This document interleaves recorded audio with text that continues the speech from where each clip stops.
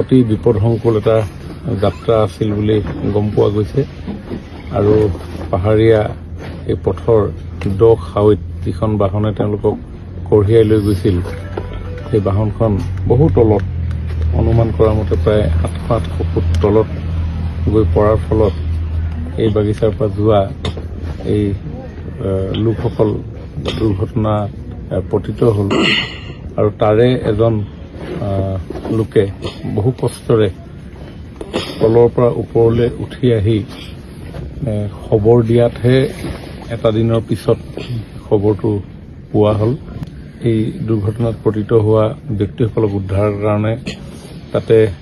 সামৰিক বাহিনীক আমি অনুৰোধ জনালোঁ আৰু সামৰিক বাহিনীও ঘটনাস্থলীত উপস্থিত হৈ তেখেতসকলে কিছু চেষ্টা কৰিছিল, কিন্তু তেখেতসকলৰ এক্সপাৰ্টাইজ নথকাৰ কাৰণে তেওঁলোকে NDRFৰ সহায়ৰ কথা অৱগত কৰিলে আৰু NDRFক যোগাযোগ কৰি ইতিমধ্যে তেওঁলোকক তালৈ প্ৰেৰণ কৰা হ'ল আৰু সমান্তৰালভাৱে আমাৰ তিনিচুকীয়া জিলা প্ৰশাসনৰ বিষয়াসকলো তালৈ ইতিমধ্যে ৰাওনা হ'ল আৰু আমাৰ এই খবৰটো পোৱাৰ পিছতে মুখ্যমন্ত্ৰী ডাঙৰীয়াই তৎপৰতাৰে গোটেই কামখিনি সকলো প্ৰশাসনিক বিষয়াসকলক জড়িত কৰিছে আৰু অৰুণাচল চৰকাৰৰ লগতো যোগাযোগ অব্যাহত আছে আৰু আমিও এতিয়া এই পৰিয়ালসমূহৰ ওচৰলৈ